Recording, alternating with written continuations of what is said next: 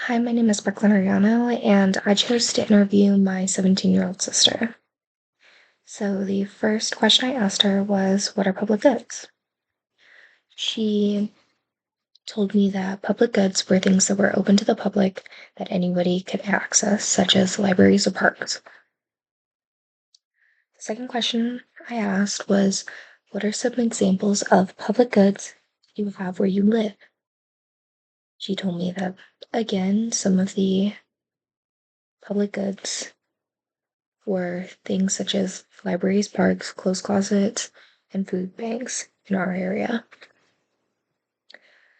The next question I asked was, who should contribute?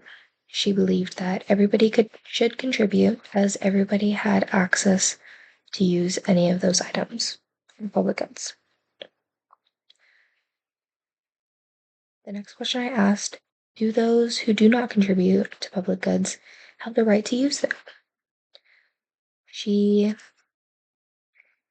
said yes, people who are in need of these services are often those who cannot pay for these services, but that should not exclude them from them. The next question I asked was, what are private goods? She explained to me that anybody can go to Walmart, but if somebody wants to go to Costco, they have to have a membership. They have to pay to get into that place, making it a private good. Some other private goods that she told me were things like insurance and private transportation. The next question I asked her, if somebody told you to give up your private good, would you? She said that she would not, but if compensation was given, she may consider it. And then the last question I have for her was, which is more important in society, public goods or private goods?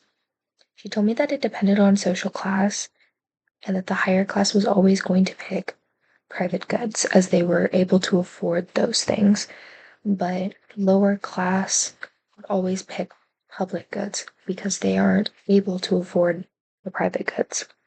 She said from her personal view that she viewed private goods as more important than public goods. So the reason I chose to interview her is because she is 17 and she is not yet an adult. She just got her first job, and I wanted to see how she would respond to things like if people do not pay for the public good, should they be able to access it? I thought that would be a very interesting thing to see her reaction. The next question I asked myself was, did anything she said stand out? So the thing that stood out to me was that she understood that not everybody in society could afford these public services and they could not contribute to these public services, but that everybody deserved and needed these public services. So I thought that was something that stood out to me. Did you strongly agree or disagree with anything that they said? I strongly agree that everyone should have the right to a public library, that everybody should have the right to a public park. I strongly agree that not everybody can afford these things or can contribute to these things, but that everybody deserves to have access to it. And then the final question I asked myself, what was the overall experience like, and did anything make you reconsider? The overall experience was really good. I was very impressed with her and what she said, and something that made me reconsider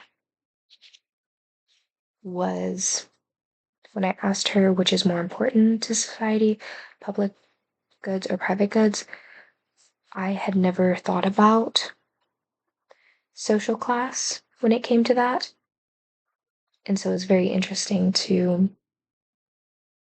hear her response to that.